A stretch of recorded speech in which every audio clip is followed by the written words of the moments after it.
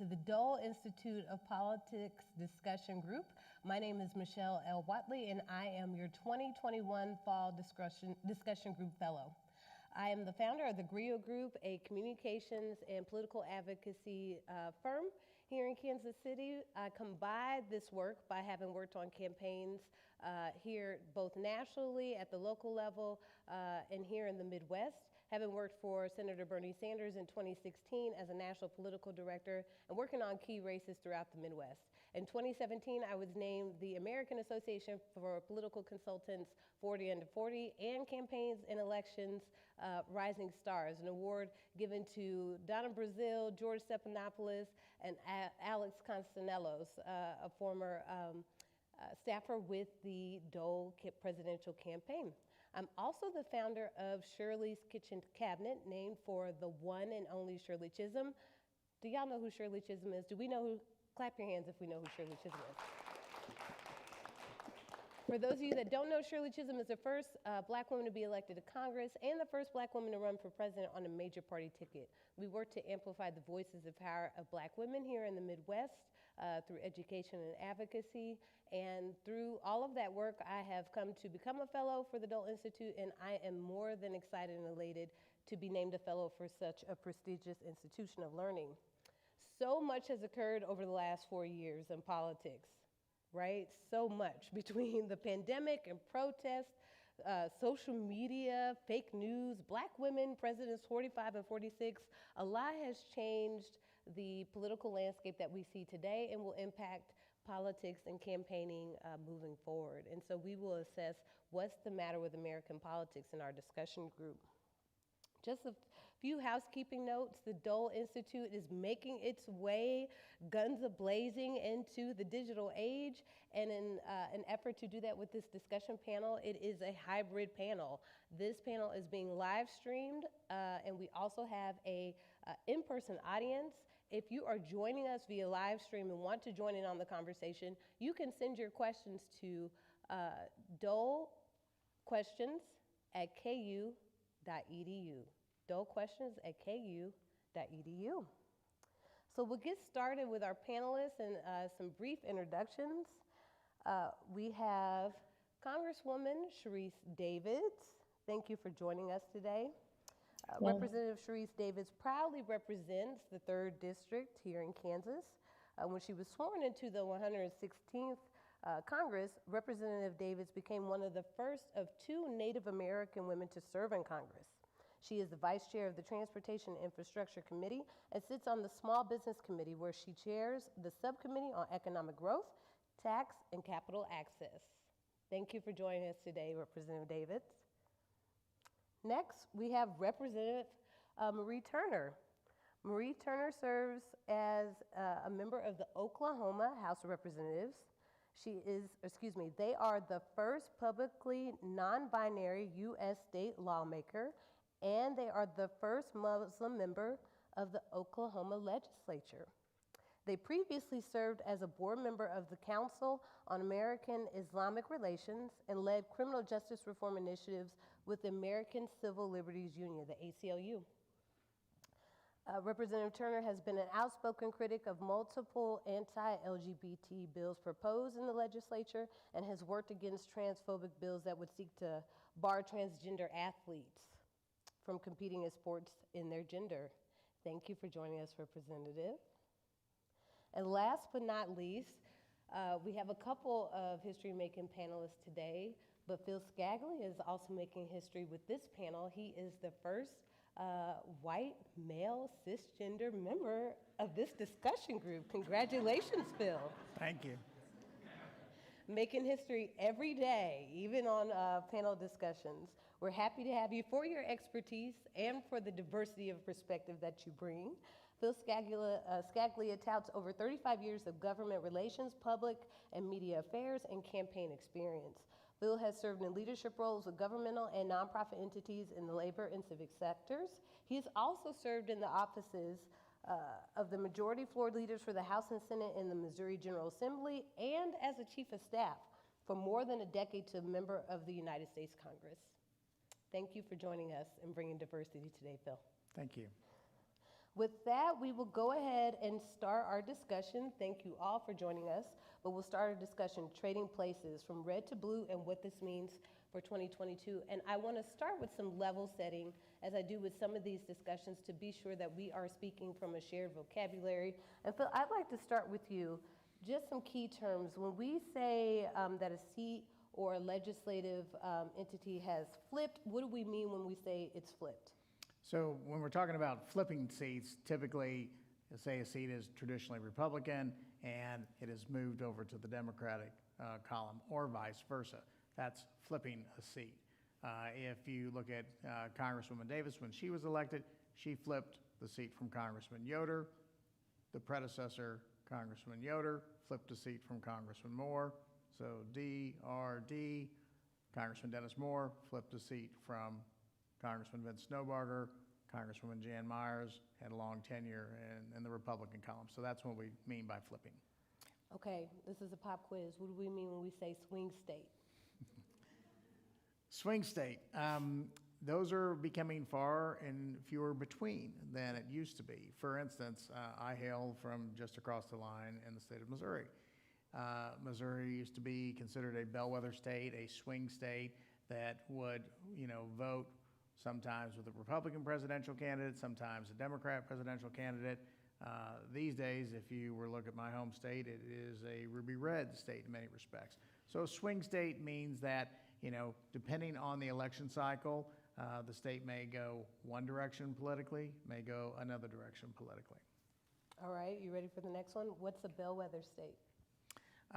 Similarly, like Ohio is one of the traditional bellwethers. My home state, Missouri, used to be a bellwether state, meaning that if that state voted for a particular presidential candidate, then that predicted the outcome of the presidential election in many respects. And it's interesting that you would think, or that Missouri would be named a bellwether state. You wouldn't think of Missouri as a state that would determine presidential campaigns, but for a number of years, up until 2016, I'm not mistaken, Missouri was a bellwether state. And some of the explanation behind why that is because Missouri is a state that serves as almost a microcosm of the population and makeup of the United States. And so where Missouri go, typically that's where the presidential election would go up until 2016, with the exception of maybe 3 or 4 election cycles. So it's Very interesting, true. to see those changes. Okay, you've passed our test. Congratulations. I get an A? You get an A. I'll give you a gold star when this is all said and done. All right. But with that being said, let's talk more about the historical context of states flipping and political partisanship shifts among states. When we think about partisanship, historically, the Republican Party that we know today is not the Republican Party of President Abe Lincoln, for instance. We've seen a shift in the values of different parties and where states might align with those values and partisan values. Phil, can you speak a little bit about, or give us a larger historical context of how states have flipped in the past over an extended period of time? So, depending on how far back you want to, scratch into the surface of history, very common in Democratic politics. It used to be when you had a presidential nominee, they wanted to balance with a vice presidential candidate from the South. Think about, Al Gore, Bill Clinton. Kind of broke the model there in that they were both Southerners, but go all the way back to President Kennedy, Vice President Johnson, Massachusetts, Texas. So over time, as we've seen demographics change and just population shifts occur, that's where we've also seen, in many respects, some of those shifts occur with respect to how states have modified and turned. The other thing is that we all carry in our pockets, our purses, our backpacks, these little things called computers, cell phones. Instantaneous information, right? And then layer it with social media.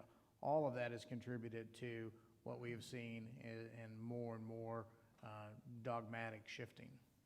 Yeah, in the 60s, we saw a shift in the South in particular from the historical propensity to vote Democrat to then shifting over to voting for Republicans at the top of the ticket and down ballot. And I would argue, or at least assume, that back in those days, you had candidates stumping and go around to different states to make that case. Messaging by campaigns and candidates running at the top of the ticket shifted the partisanship vote of those voters in those states. There are a number of campaign operatives that also led to and did the work around the messaging to lead to those shifts. But what we've seen in recent years, and Congresswoman Davids and Representative Turner, feel free to hop in if you like, but we have seen flipping happen a lot in recent presidential campaigns. If we think about what happened just recently in 2020, Arizona, Georgia, Michigan, Pennsylvania, and Wisconsin, all former President Trump states that were carried by former President Trump that he carried in 2016, those states flipped to now President Joe Biden. In your assessment, what are the main factors that led to these traditionally red states flipping blue in 2020? Well, let me give half a thimble, and then certainly the elected leaders have greater insight since their names have actually been on a ballot, and mine never has, and thankfully never will be. You have the polarization of our country, right? We see it in the news every day, we hear about it, but it rooted itself in the last election. There were so many things that occurred under the prior president that folks became motivated, anxious about, and then correspondingly went to go vote. My Democrat friends say, well, why do you advocate that everybody should be involved in the process? It makes democracy better. Well, don't you just want Democrats to vote? Well, sure, I prefer Democrats to vote, but I want everyone to vote, because if everyone votes, it makes our system better.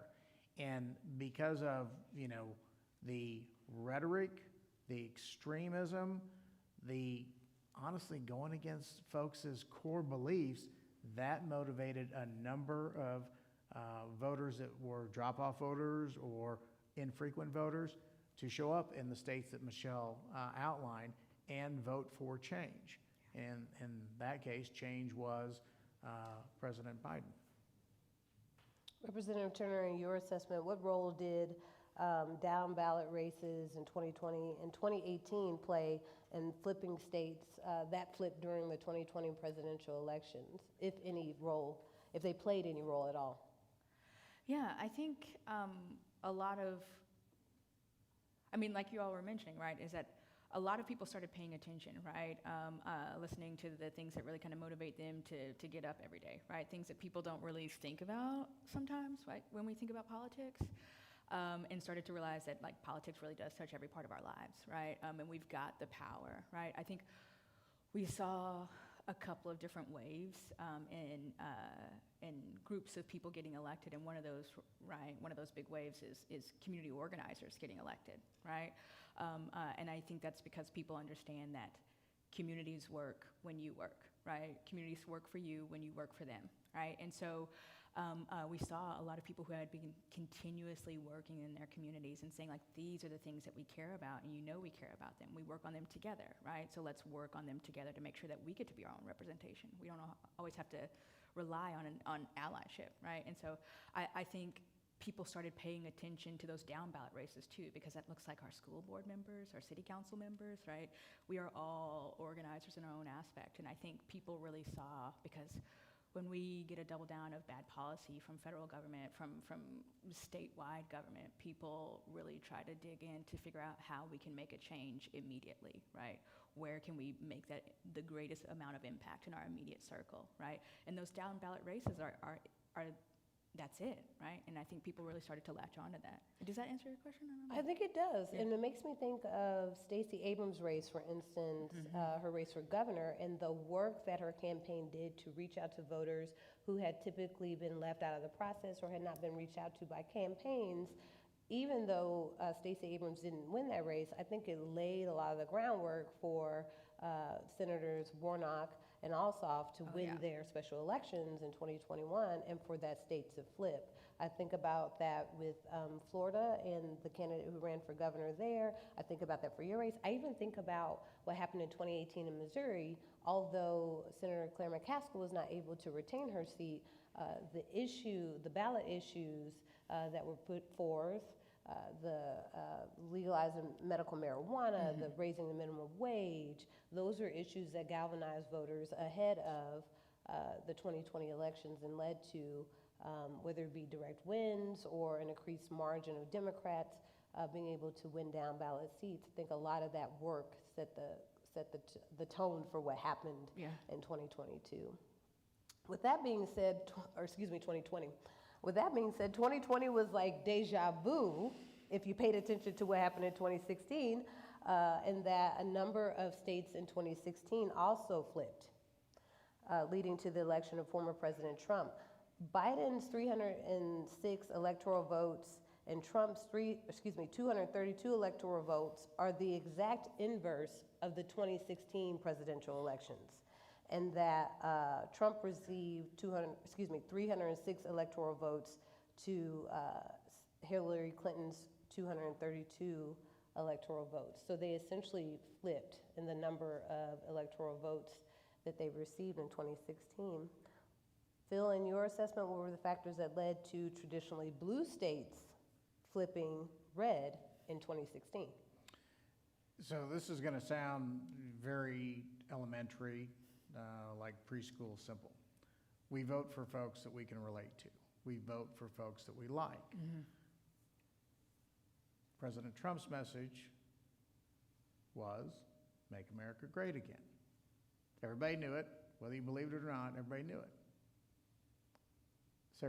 Former Secretary of State Clinton's message, one day it was this, the next day it was that, the third day it was something else. There was never any real cohesion. And like it or not, because probably of the permanency of the Clintons in political life, there was nothing new. There wasn't anything to attract a voter to begin to like Hillary Clinton. Whereas, whether you like Donald Trump or not, he was going to say something every day that at least got your attention.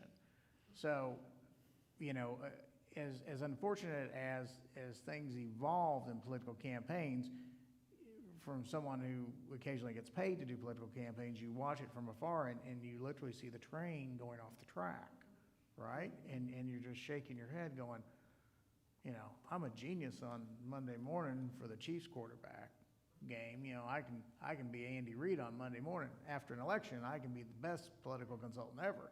But anyway, you watch this stuff in real time and you're just going, my gosh, did they really miss that opportunity? My gosh, did that really happen?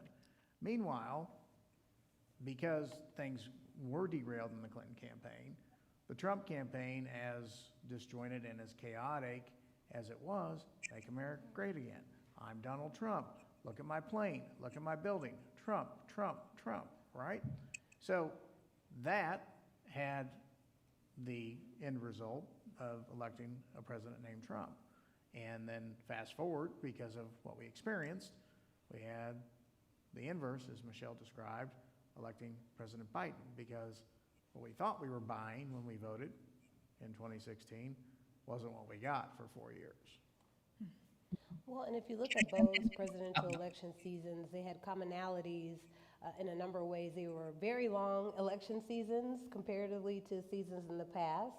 If you look at the number of candidates that ran for the Republican ticket in the primary in 2016, there were a number of candidates running against Trump. We had the same thing happen in 2020 with a number of candidates running on the Democratic ticket, and you saw the inverse happen. Or were there other external factors that led to flipping states in either of those elections, Phil, that you could also speak to? I think that the number of candidates, the length and the season of the election cycle led to some of that. I think that very contentious primary seasons led to that also. I think about the primary season in 2016 against Secretary Clinton and Senator Bernie Sanders, and how that laid the groundwork and kind of tilled the soil in some states, but led to wins for former President Trump and others. So, absolutely, Michelle. Stating the obvious, COVID last year had a tremendous impact. You know, many would argue if the administration would have handled maybe slightly more appropriately, slightly more effective, the COVID response, potentially the November outcome would have been different, and it would have been a re-election for President Trump instead of President Biden. Rewind, go back to 2016, and you had a Russell Royale between Sanders and Clinton. And many of the folks that felt they were, you know, the establishment force-fed Clinton through. You may remember the superdelegate, you know, fight that occurred, and individuals feeling as if they were disenfranchised. There's a fair amount of Sanders supporters, and by the way, I was not one of them. I went to, you know, convention on behalf of Secretary Clinton and on behalf of former President Obama. So, you know, I'm not a Sanders person. Sorry, Michelle. I still love you, Phil. It's okay. But there are, you know, a fair amount of folks inside of Democrat politics that were disenchanted and correspondingly not motivated. And, you know, do I really want to go vote for another Clinton? You know, and that was pervasive. That was not just a side thought. Well, while we saw states flip in partisanship, what we also saw was historic gains for particular communities and flipping of the type of leadership that we have in public service.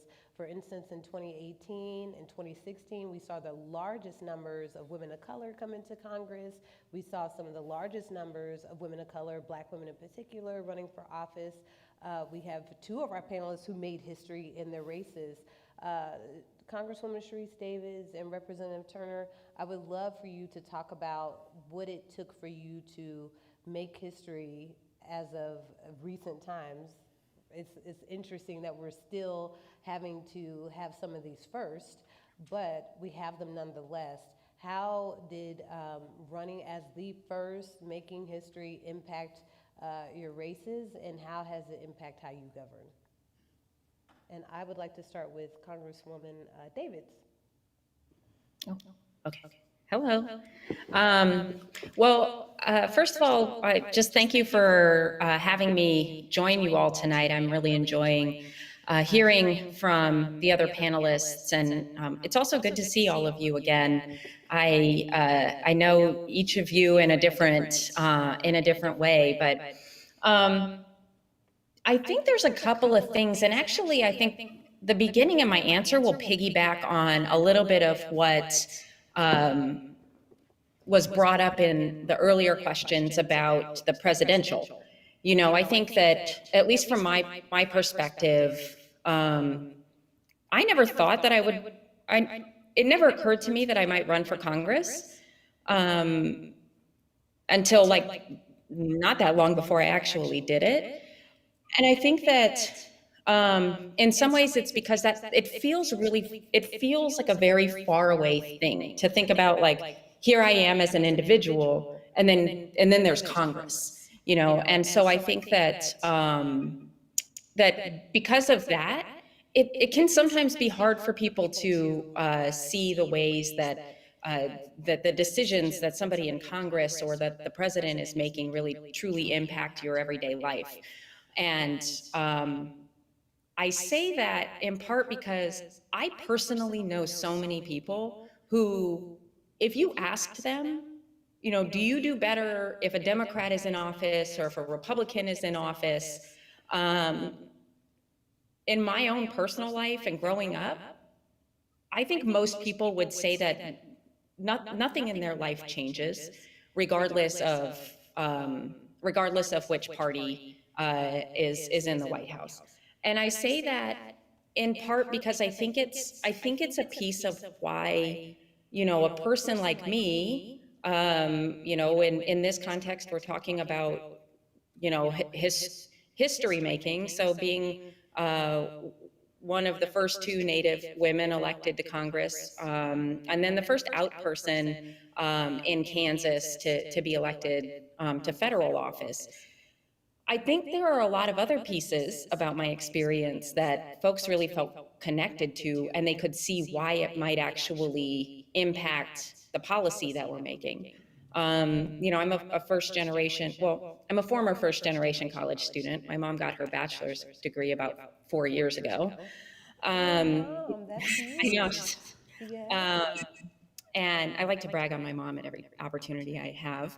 I worked the whole time I was in school.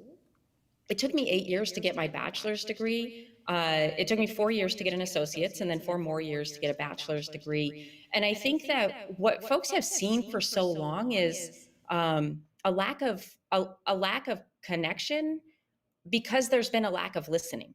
And or I think a lot of us, and I can't see the audience, so I don't know for sure how many folks are there or whatnot, but I have a feeling that a lot of folks who are participating tonight know what it feels like to feel invisible, or to feel not heard, or maybe to be the only person like you in the room.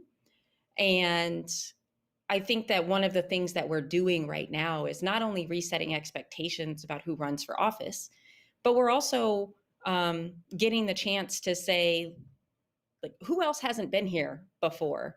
I might be the first Native woman to be participating in this process, but who else hasn't been here? And how do we make sure that we're including those voices in our decision making? And I think that's something that people have noticed more of and wanted more of, because of this increased recognition of the importance of policy making. Policy making, and have those who are closely impacted by policy being at the decision-making table. Representative Turner, you are the first non-binary elected official in the United States. Can you talk about, and if you could be so kind as to define what it means to be non-binary, but also talk about your race and what it means to be the first, and how that impacted how you govern today? Absolutely, yes. So for me, right, being non-binary, I'm not a man or a woman, right? I use they, them pronouns. Anything in between, and also, I guess, like outside of the gender binary, right, is where I've always kind of felt comfortable and felt whole. I think when I was a kid, I didn't really have the words to describe it, but I do remember coming out to my mom, and it literally, I was sitting on the first bed of my bunk bed that I shared with my sister at the time, and saying, like, I don't really see a difference in the way boys and girls use the restroom, and that has nothing to do with me. So, but I think the importance and the understanding of that, right, is like everything that, and if I get too far away from the question, please bring me back, because I always do that.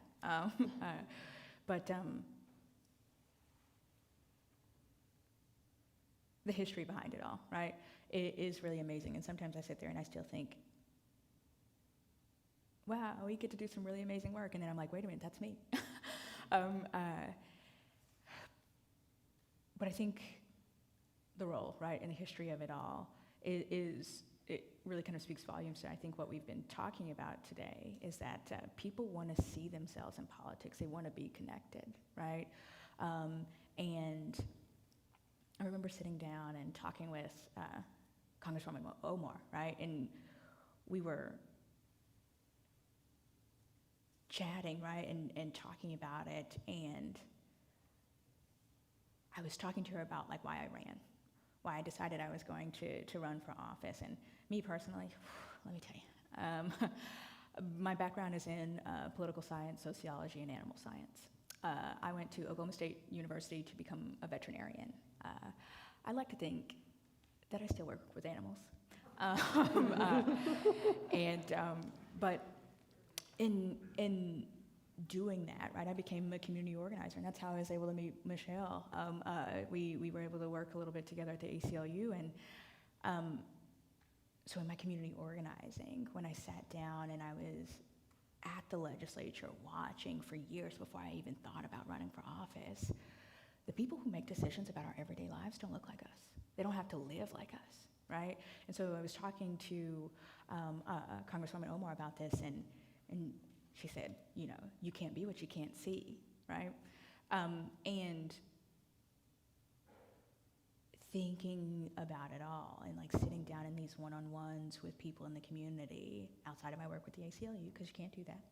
But I would ask people, I was like, we do so much good community organizing together. Like, why haven't you run for office? Like, I would love to be able to work on your campaign in some way, shape, or form, continuously like looking for somebody to represent. And then people started to flip the question and started to ask me. And I think the status that, like, for a woman, you have to be asked, I think, roughly 7 times to run for office before you start, like, actually thinking about it. 7 to 9. Women have to be asked 7 to 9 times to run for office before they actually take it into consideration and run. Right. And when you think about that, right, and then being gender diverse, I'm not a woman, right? I'm a Muslim in Oklahoma, of all places. Black, right? Gender diverse, all of these things, right? And so I think roughly I probably had around 30 questions, like 30 conversations like this with people who specifically lived inside the district. Because also, I unseated a 6-year incumbent, right? And by I mean we, right? And that was going to take a lot of groundwork, right? I am a community organizer. I'm not a fundraiser. I can't make $1, but I can stretch $1. And so we had to critically think about every single part of it, right? Because our identities factor into all that too, right? And so I think it was that connections and also saying something that people had never seen before, right? But also understanding that I had been working in and with people in my community for about 6 years before I even thought about running for office. And much so like Congresswoman Davis, like I thought about it maybe about anywhere from 6 months to a year, I think, before we actually like launched the campaign. The last conversation I had was a DM on Instagram that said, "Happy Wednesday, I think you should run for office." And I said, Was that the 7th or 9th time you had been approached about it? Probably the 31st. And so, but that's the thing, right? Is that we continuously don't see ourselves in politics, and so it also aids in this internalized suppression, right? You're like, okay, I don't see myself, I'm not there, you don't listen to me, why should I show up at that point? And so I had to do some deconstructing and unlearning of that myself. I had to talk deeply with my family, right, if we were all ready to embark on this journey together.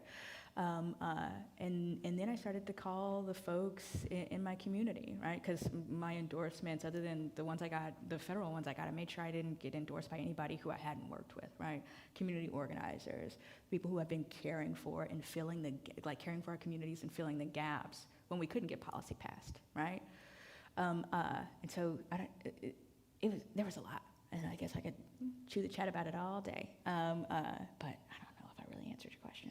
I think you answered it perfectly, yes. There's so much that goes into flipping states, whether it be flipping the partisanship label of a state or flipping, again, who that representative is and who embodies what the community needs. So I think that was a great answer to that question. If you're watching us virtually, you can join the conversation by emailing your questions to dolequestions@ku.edu. Be sure to email your questions and we'll get to them at the Q&A section. Congresswoman Davids brought up an interesting point when she talked about her race and how the state flipped, in that it was almost a reflection, what I heard was, it was almost a reflection of what the electorate wanted to see from their representatives, that they wanted to see something different. When you see states flip, or when you see down ballot seats flip, it is, for us in the political space, an indication of a number of things. It could be an indication of where the electorate is going as far as its values. It can be an indication of what's to come for different partisan races in the future. And I'd like to dig into that a little more. Were you going to say something, Representative? Oh, sorry, no, just active listening. With that being said, I was hoping to turn to Phil to give us your insight on what the indicating factors can be when a state flips, when a seat flips. I think about the representative of Missouri who flipped her seat, Lauren Arthur, in Missouri, and what that meant during a special election. There were a couple of races on the Missouri side, on the eastern side of the state, that flipped. during the midterm season. I think that was in 2018. And there was a question of whether that meant that there would be a blue wave in Missouri in 2020 and what that meant for partisan politics and campaigns going forward. There were a number of seats that flipped across the nation in 2018 that went blue that had typically been red. And so what is the tea leaves, so to speak, that we start to read when we start to see states or seats flip? So, one person's opinion, right? Anymore, campaigns are extensively driven by data. Not only is it, do you prefer Coke versus Pepsi? Do you go to McDonald's versus Burger King? When you're at McDonald's, are you ordering the quarter pounder or the Big Mac? Do you get fries? Do you not get fries? So the data points are just massive. I was on a panel discussion last week with a Republican colleague down at Evergy who's involved in the Virginia race, and they have 1,400 data points that they're modeling in a governor's race in Virginia. So back to Michelle's question, how can you project, telegraph when there's an opportunity? A lot of it is, demographics, movement. A lot of it is, the connectivity the candidate has with the electorate. You can have super demographics, the best candidate in the world, but if the best candidate in the world don't match up with the demographics, it's not going to matter. The demographics are going to win out. If you have a partisan percentage in a district, 62, 63% Republican, Democrat, the opposite side, it doesn't matter what you do. The partisan politics are going to win out. Now, in some of the specific instances where seats have flipped, and you see this a lot of times in special elections because the intensity is so focused on that one election, and the resources are so monumental. The amount of money that's in campaigns, it's criminal. It's disgraceful, the amount of money we spend on campaigns. Now, Presidential campaigns in the last season were upwards of billions of dollars Crazy spent number. on communications, everything from communications to messaging to staffing. We saw billionaires come into the presidential races and spend their fortune on running for president. and mind you, my comment comes from a guy that pays a light bill based on running campaigns. And I think it's out of control. And, the elected officials, the kind representative, the kind congresswoman, they have to dial for dollars constantly. And, the money chase is way out of control. But I digress from back to the point. When you have a special election, whether it's the Georgia Senate seats or the state Senate seat across the line in Missouri, the intensity and the amount of resources that flood into there is so monumental that it skews the outcomes. And in many respects, the outcomes are, again, telegraphed by the demographic. Take the Arthur Senate seat. It was a swing Democrat-Republican seat, had gone back and forth over a number of decades, but the resources were such that came in, it swung it from Republican to Democrat. Long way around a short question. No, that's a good way to dive into the different factors that play into what may push a seat one way or the other, and how we utilize that information from what happens in that race to forecast whether there's an opportunity, a path forward in races that may be at the top of the ticket that come up.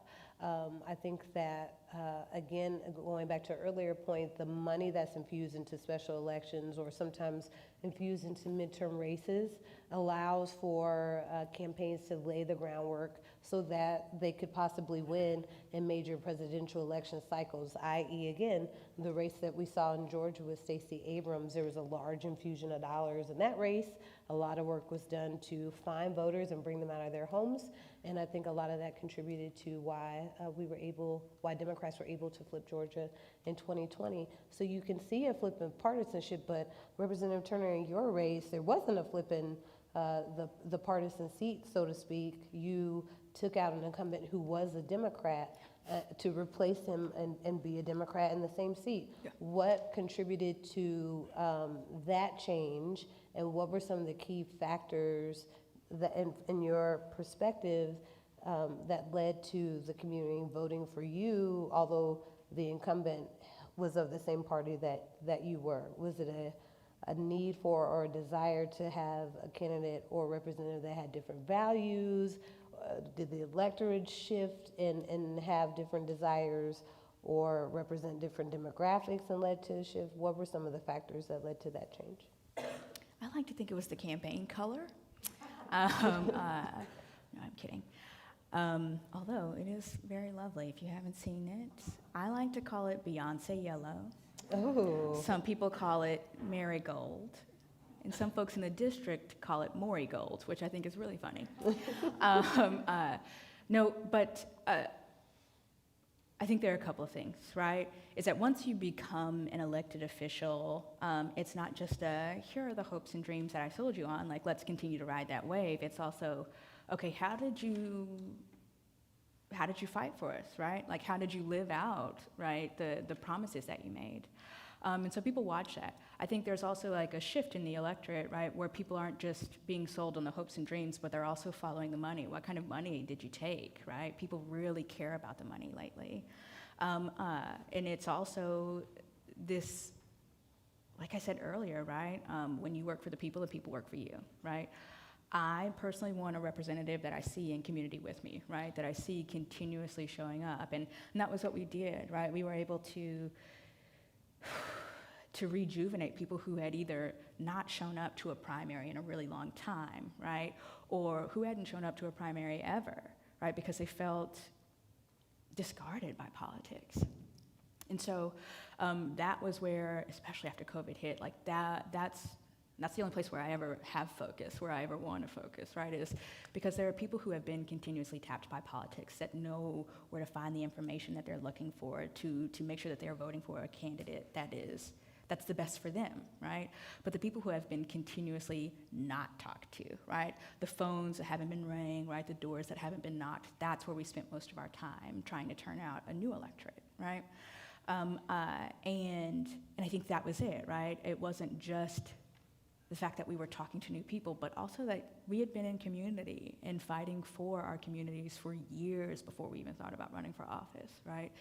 And it's that our kind of, I guess, campaign slogan is nothing about us without us, right? That's the important part, right? Is that myself included, we had all felt disregarded by politics, right? And I want a representative that is going to continuously fight for me.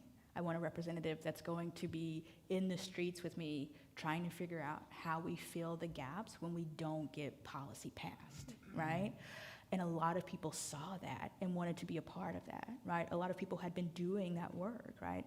And I think that's one of the beautiful things about House District 88. And I think any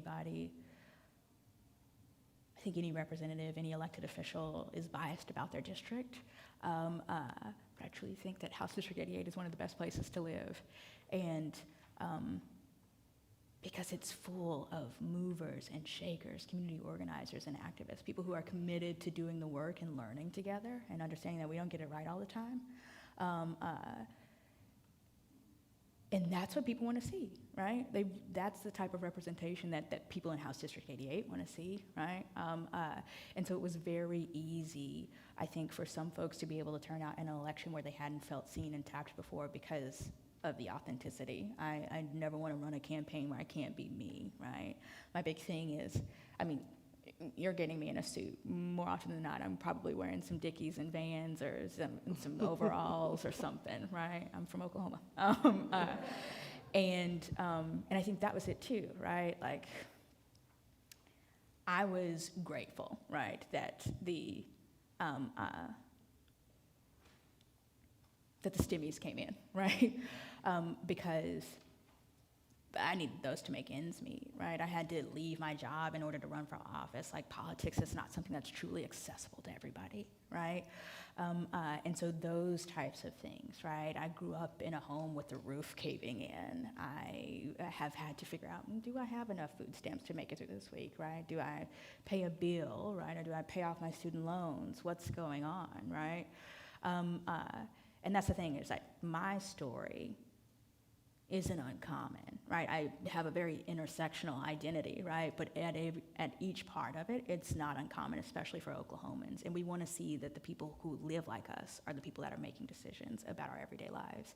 Like Michelle said a little bit earlier, right? The people closest to the problems are also closest to the solutions. And so, yeah. Well, I think what I'm hearing from you is that the difference between the Democrat incumbent and yourself as a Democrat, running as a Democrat, was the receipts, so to speak.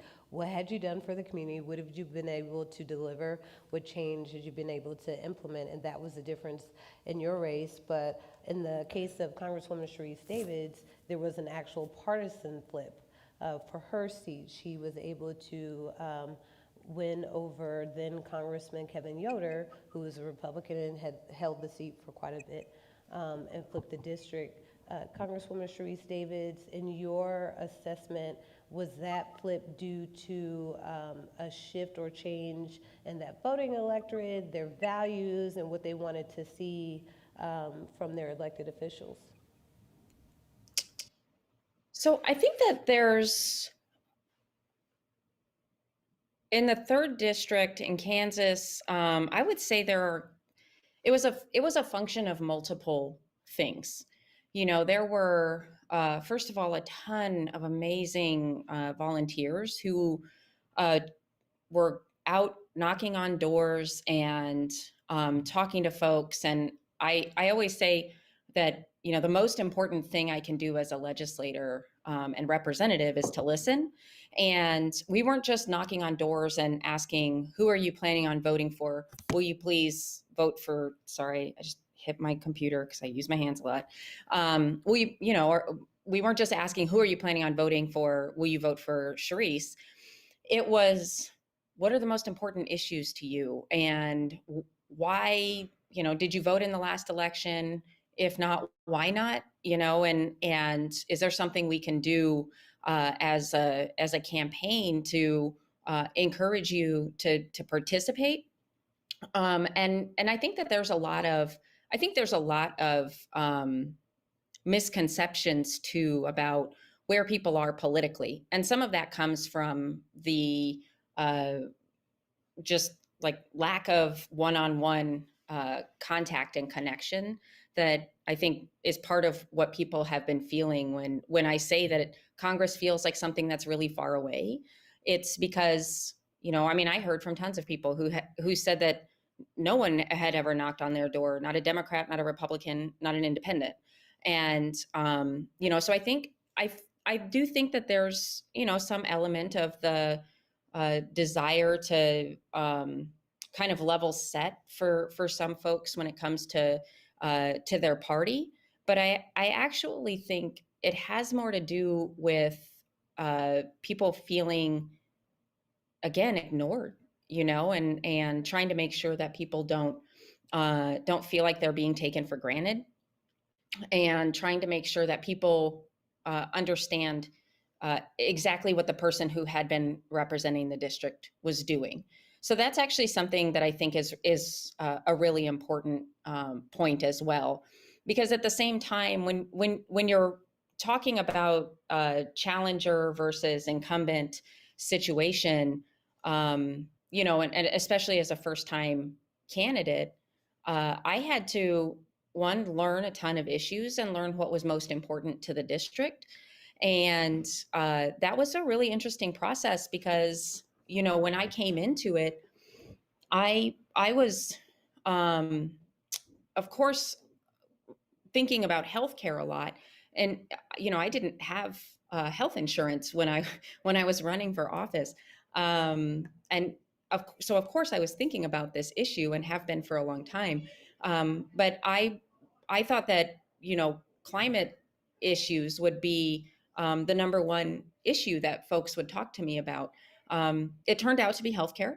It turned out to be things like prescription medications and the skyrocketing costs. It turned out that people were having access issues, and climate change is still one of the top priorities, top 3 or 4. But that me knowing about which issues were most important came from listening to people. And I think that my predecessor was not listening to people and was not listening to people on some of the most important issues like healthcare. And I think that people can get excited about a candidate or about issues. And also, we have to recognize that people can get very upset with a candidate or about specific issues. And I think it's a combination of all of those things that leads to flipping a seat. And that can be from one party to another party, or it can be within parties, and that happens on both sides of the aisle as well. Happens on both sides, and we're seeing, and what we saw in 2016 and moving forward was in the Missouri side, a number of seats once held by Democrats going to Republicans. On the Kansas side, we saw a bit of the reverse with Congresswoman Davids being elected, and then Governor Laura Kelly and a few other Democrats after the state of Kansas had been a majority Republican state for a number of years with the election of then Governor Sam Brownback. Congresswoman Davids, I'm going to take it back to you. With a Democrat majority in Congress and with Democrats holding the presidency, how can Democrats deliver on the policy promises that got them elected, especially and particularly in states that flipped? How can those lawmakers work on those issues and deliver on the issues that those electorates voted them to work on and to deliver on? Yeah, so I think it's really important for us to recognize that we're like in this time where so many issues have been exacerbated. There are some issues that we have been that tons of people have been working on and focusing on for a very long time. I'm going to keep talking about Medicaid expansion. Because we're in a situation right now in Kansas where Medicaid expansion has not happened yet, even though our legislature passed it. And then we had a governor at the time who vetoed that legislation.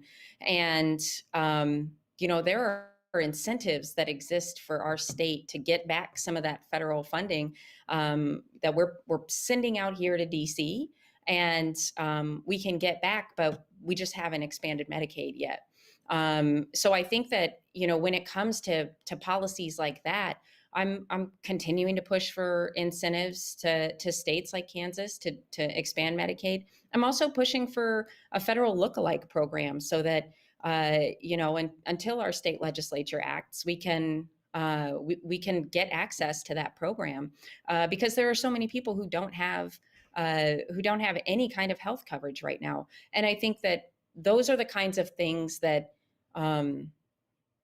were issues before, and we're just seeing, like, this has been such a hard time for so many people that we've got to keep pushing for the issues that have been important but are exacerbated right now. So I think about that. I think about, negotiating prescription drug prices for, Medicare, but also that would just bring down the cost of prescription medications for everybody. I think about infrastructure. When we talk about people having access to opportunity, I'm a huge proponent of infrastructure investments because it's how we get connected to everything. Our transportation and infrastructure has a huge impact on how equitable our systems are. How do people get to work? How do people get to school?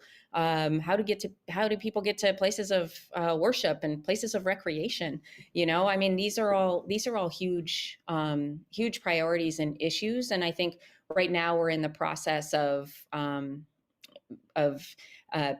pushing for the policies that folks have asked us to push for. And every district has a representative that's out here pushing for their priorities. I just talked about the ones from the 3rd district. Another one is making sure that the child tax credit, which is essentially a tax cut for families with children. And these are the priorities that our district is really interested in seeing. That's happening with every single representative. 435 people serve in the House, and it's our job to make sure that we're bringing that voice to the halls of Congress. And I think when we do that, we also have to make sure that folks understand what we've been doing.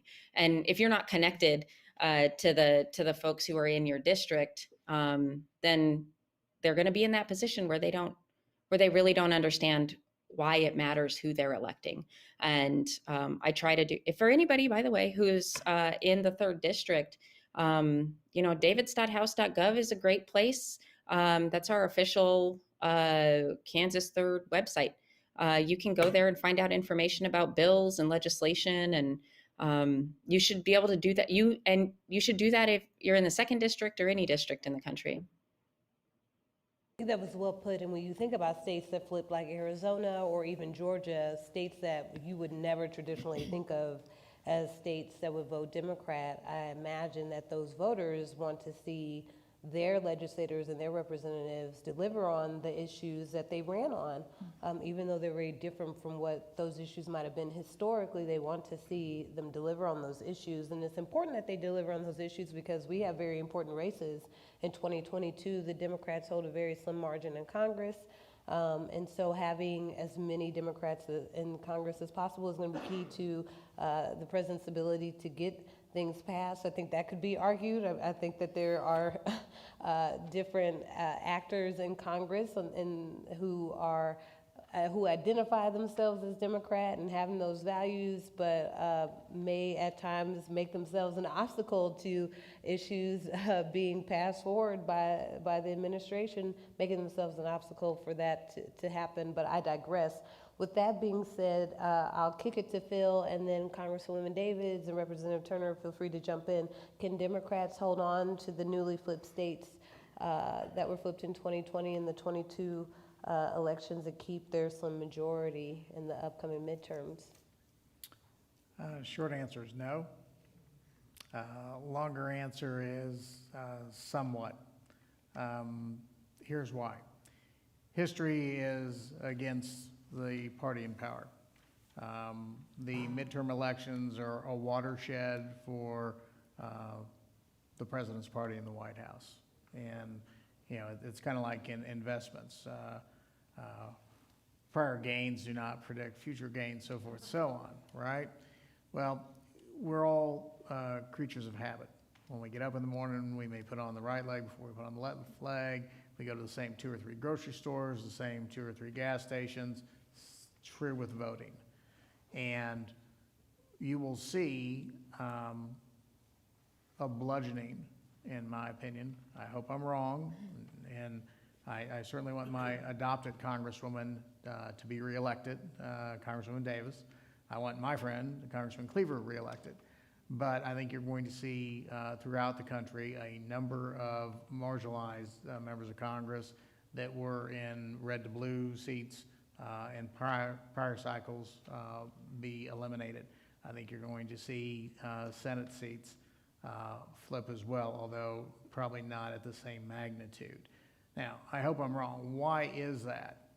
Because right now, if you were to say, what has the Biden administration accomplished, you would have a long pause. Now, obviously, COVID relief, American recovery, child tax credit, Build Back Better, I can run through the talking points, right? But your average voter out there just sees chaos.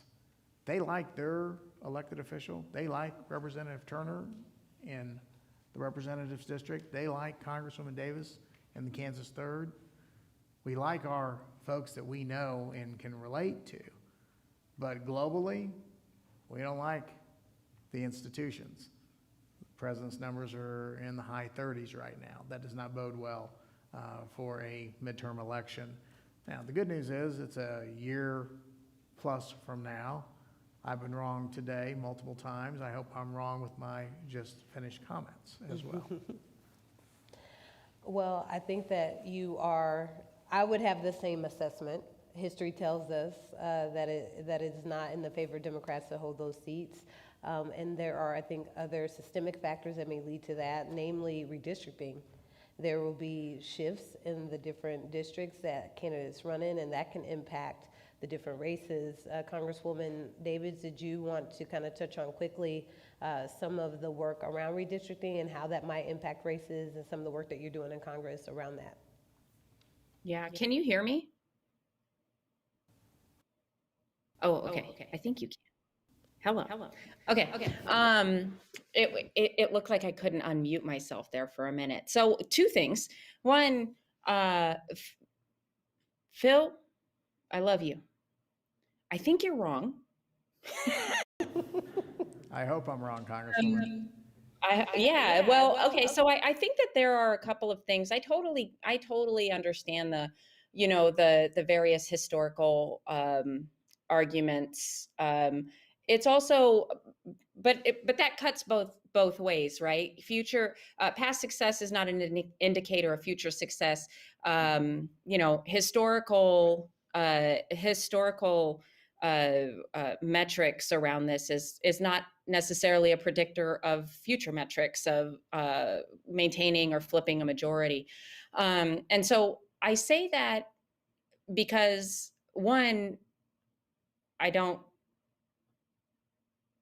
want it to be true. I guess that's one thing. But the other thing is, I think that with the work that we've been doing, it's going to be more about whether or not we connect with folks and make sure that folks understand what the legislation and impact of the legislation that we've been working on actually is.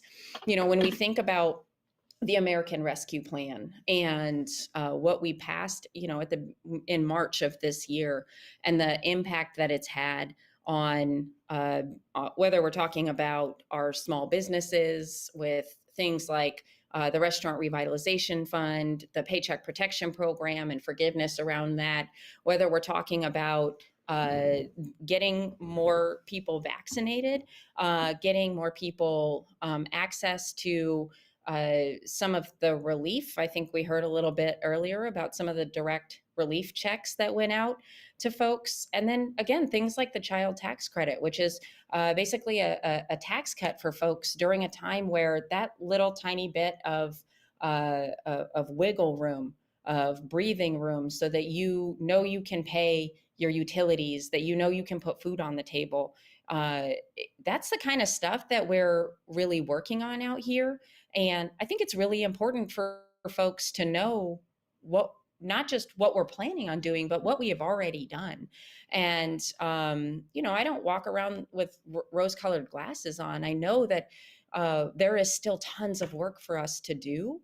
But I also think that, right now in the context of the 2 parties that we've got, the Democratic majority is really pushing to make sure that as many people as possible are being provided with the relief and support that they need, whether that's helping to increase jobs, whether that's making sure that costs are coming down, like prescription medications, or making sure that folks have access to vaccines and testing, because we're still in a pandemic.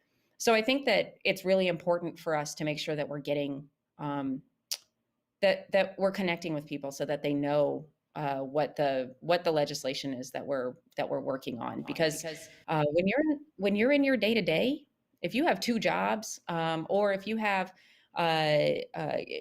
you have to take care of kids, or for so many people right now, if you're taking care of your parents, you don't have that much bandwidth to be checking every single vote that we take or every single detail of pieces of legislation, which means I need to be reaching out and letting folks know, and then listening to them. I think that's the key to all of this. And I have to go.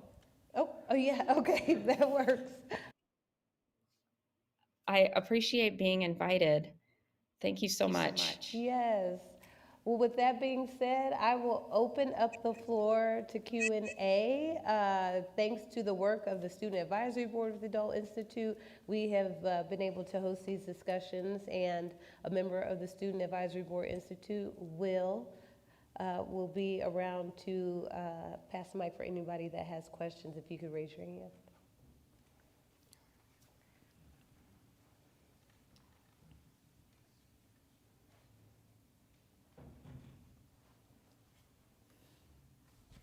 Hi. Were there any differences, any challenges that you did not expect, any surprises from running compared to running campaigns? And if you could ask that one more time, I want to make sure I understand the question. Well, you run for office, you've always worked on campaigns for, were there any challenges, like anything that you did not expect from running for office compared to running campaigns for other people? Oh, yeah, what are some of the key differences between running campaigns and actually running for office? I think Congresswoman Davids touched on that with the difference between running against an incumbent and being a newly minted, aspiring member of public service. I'll open that up to the both of you to answer. I think for me personally, so I manage my own campaign. So, which I wouldn't advise anybody do. But I think, and so I guess the key difference is that when the fires happen, you get to put them out, and then it's like, okay, But when you're a representative running your own campaign, it's like you put the fires out, and then you're like, okay, wait, but no, you're also in charge of every little fire that happens too, right? And then also in charge of researching the policy. So you do the campaign things, and then you don't really get a chance to turn off and then go and do the policy things too, or the representative things too. But I think just kind of working on issue-based campaigns and then jumping to a political campaign where I was the candidate, I think my biggest hurdles were, I guess essentially that individual aspect, right? Because when I could run campaigns or work on field plans for State Question 805 in Oklahoma or something like that, then I get to create that field plan, and I get to say hey, here's how we work together as the coalition, and all those types of things. Those things are kind of given to you, as opposed to being a political candidate. Then I've got to create that coalition, right? You have to sit down, and you have to think deeply about your own life, right? In a way that you don't have to when you're working on other people's campaigns. You have to say you need to think deeply on your life, right? Tell me the things that I need to know in order so that things don't surprise us, right? Or so that we can make sure that we are striking the right tone, right? That we are building an audience of people who are actually not just people that you think are aligned with you, right? But also the base that's really going to motivate people, right? That's going to help us talk to other people, right? So in my campaign, I can tell you right now, I hate texting. I don't text to this day. I don't text people back unless they're constituents. Hate it. As a millennial, I hate it. But I listen to my audience, right, and realize who was in the district, and they love to text. So we made sure we did a peer-to-peer and friend-to-friend texting thing, right? And in our primary, we won by roughly 250 votes. And in doing the work that led up to it, we identified 250 new voters because of text messages, right? So there are some nuances, when you go from an issue-based campaign to an individual, right, political campaign, right? And then also that inverse of when you're working on somebody else's campaign versus working on your own, that you really don't have to think about or have to think about even more so. Yeah, I would argue you have to think about more stuff when you're running campaigns. Phil, what would you say about that?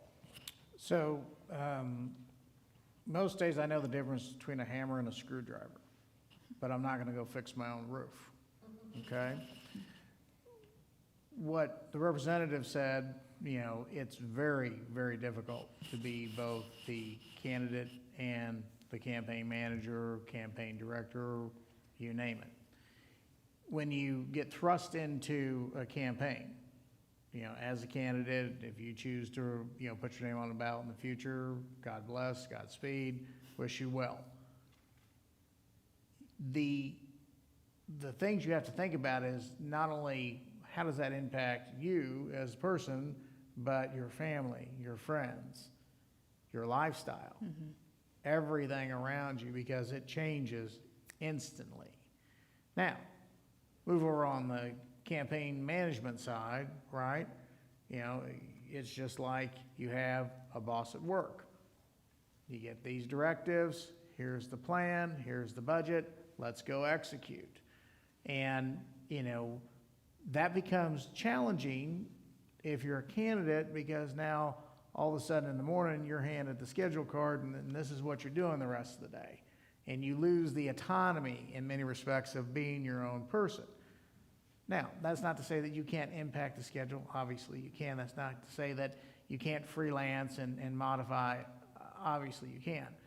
But 9 times out of 10, when you win an election, it occurs before Election Day, what the representative was talking about. 250 voters identified via text. Victory margin was 250 and change, right? Yeah. Yeah. That didn't happen by chance, a victory on Election Day. That hard work was done. The plan was established. It was implemented. It was executed. The follow-through occurred. It's the same with class. It's the same in business. It's the same in life. You have to hit your benchmarks, execute, and deliver. In this case, you have one deadline. It's Election Day. I always liken it to the relationship between a personal trainer and the person wanting to lose weight or preparing for a competition. The personal trainer is the campaign manager. They know the nutrition, they know the science, they know the numbers. And the candidate is the person wanting to lose the weight or prepare for the competition. They are the ones that have to follow the plan, they have to eat the egg whites, they have to do the exercise, and if they execute, then they are positioned to possibly win or lose the weight or meet their deadline. The personal trainer has all the insight and has all the information, but they're not responsible for what happens. They don't have to walk out in a bikini in the summer, right? They are there to simply instruct. So I think those are some of the main differences. Are there any additional questions?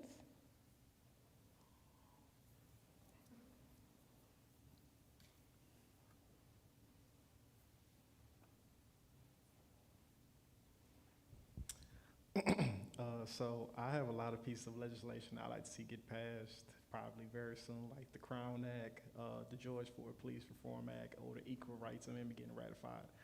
But I think that the current status of Congress makes that very a challenge. Do you think that the claims of voter fraud can really alter those chances of any type of partisanship in the future? I will start. The Crown Act has been introduced at the congressional level, and that is the Anti-Discrimination Act that would ban discrimination based on hairstyles and hair textures. And we all know about the George Floyd Act. I think that in Congress it will be difficult with the filibuster and everything going on to get it passed at the congressional level, but that doesn't advocate the opportunity to get it passed at different levels of government where you would see a greater impact if these laws were passed. We didn't see the George Floyd bill actually pass through Congress and likely won't.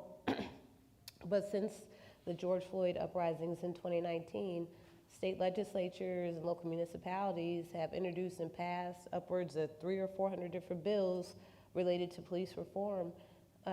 Shirley's Kitchen Cabinet, my nonprofit, has worked for the last 2 years in both the Missouri State House and the Kansas State House to get the Crown Act passed. And we weren't successful. We're still looking at introducing those bills even next year. But we were able to get the Crown Act passed at the city level with the city of Kansas City. The city of Kansas City was the second city in the nation to pass the Crown Act. And so while you may not see movement at the national or at the congressional level, movement can be made here locally, and that's really where the impact happens. We're talking to charter schools about implementing versions of the Crown Act, and a lot of those schools have been amenable to that.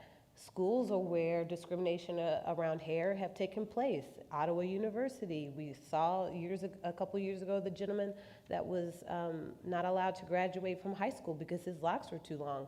schools are where these offenses are occurring, and so having those rules change is where you're gonna see the greatest impact. Your local police department, Kansas City doesn't have local control of its police department, but other municipalities do.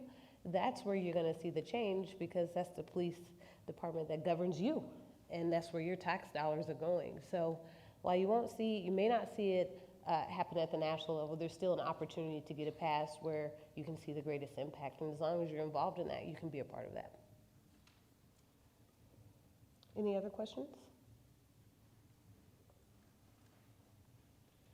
Well, hi, Ms. Turner. I'm from Oklahoma as well. I'm a local Tulsan, and I wanted to first point out your shirt because I think that's like a huge thing that a lot of people in this room might not know about, like Greenwood.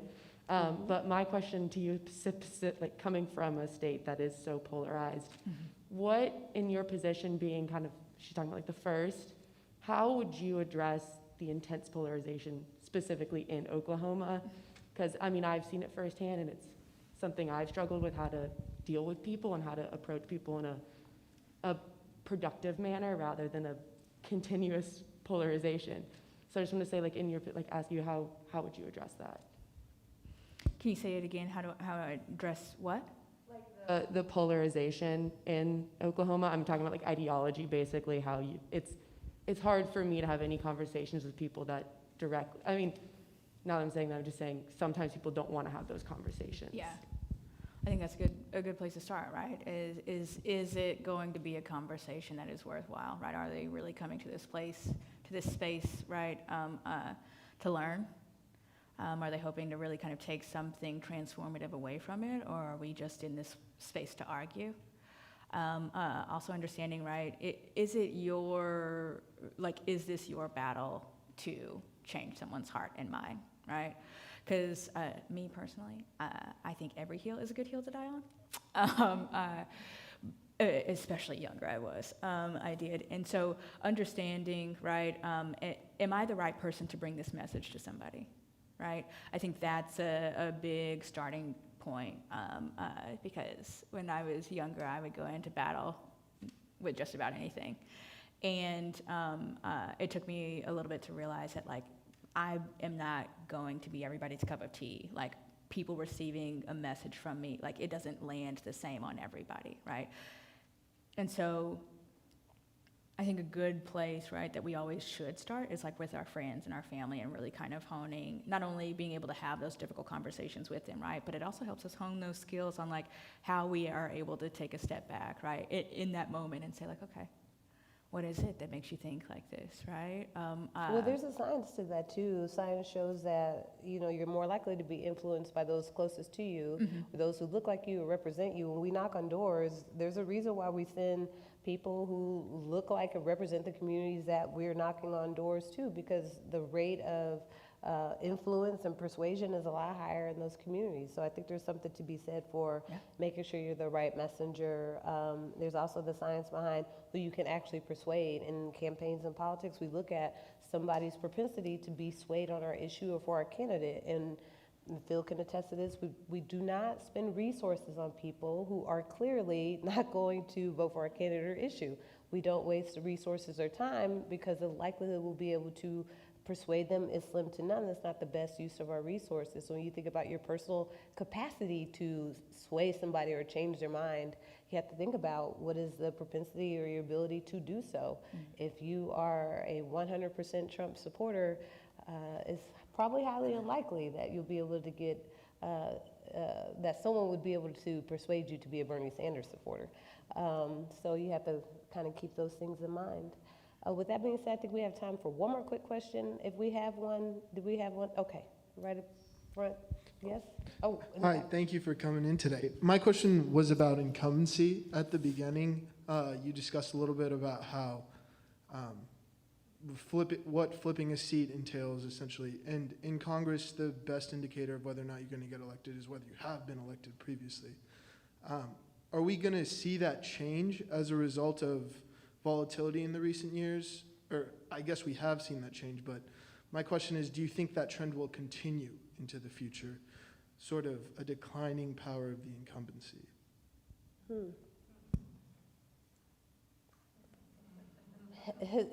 I would ask or have to assess whether there is a declining power in incumbency.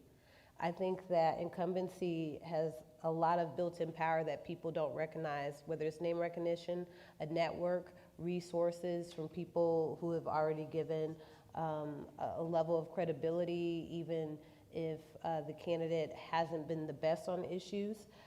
Knowing people, in my opinion, will vote for what's familiar versus what's unknown, even if they don't like what's familiar.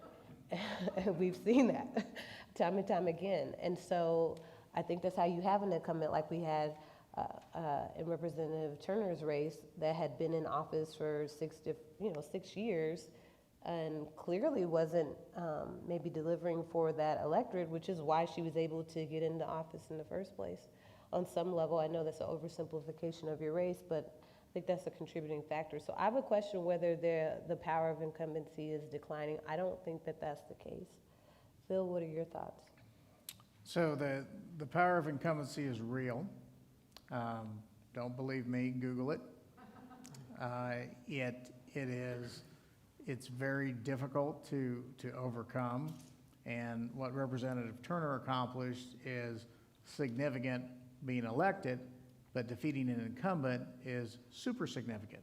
Because when you look across our country at elections, incumbents are reelected at a substantial percentage, very high percentage. Why?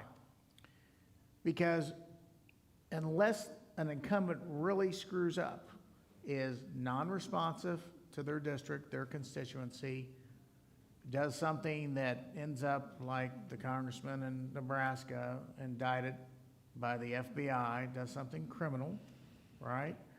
Or is just so out of step with an election, we go with what we're familiar with, as Michele said. That person's okay. I don't really know the other person. I guess if I'm gonna vote, I'll vote for what I know, even though I don't necessarily like what I know.